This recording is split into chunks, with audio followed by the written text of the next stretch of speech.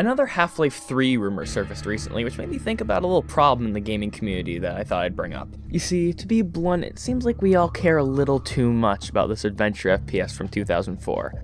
Now, I enjoy a little Half-Life 2 as much as the next guy, but the only thing weaker than the story in that game is a poorly aged vehicle segment. Here, in order to explain what I'm getting at, let's take a look back at the award-winning 1998 predecessor, Half-Life 1. To sum it up quickly, Half-Life 1 is a simple, puzzle-based first-person shooter with some sweet close-quarter combat and ball-bustingly difficult AI. It has a pretty loose storyline and some fun, sort of design-wise experimental weapons, one of which is a freaking alien arm, not to mention the just plain fun platforming segments near the end of the game.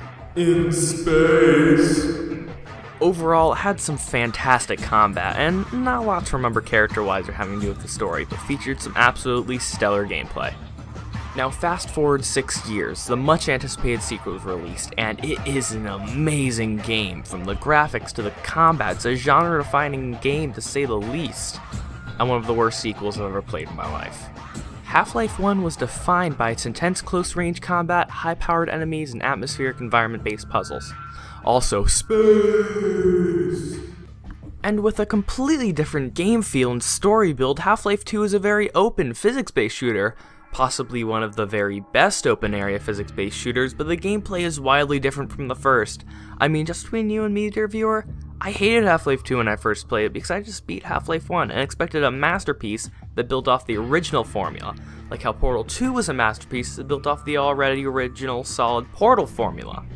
But Half-Life 2 is nothing like this. It was a great, innovative, loosely connected sequel that I could have respected far more as a standalone game, to be honest.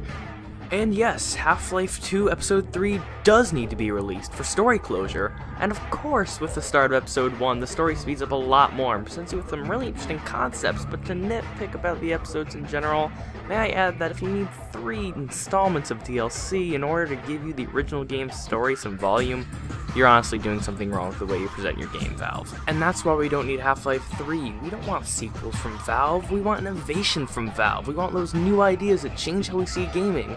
We want new mechanics that blow our minds, like the gravity gun or the portal gun, not some game purely defined by the number that comes after it.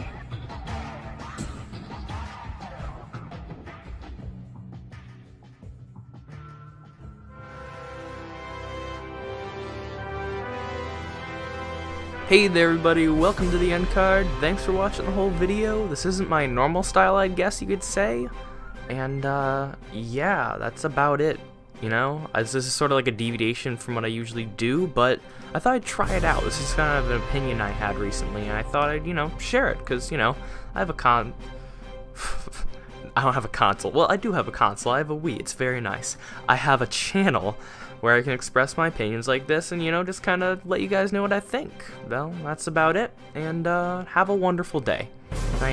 You sat through all of this. You're listening to what I have to say. Thank you very much, and just have a wonderful day.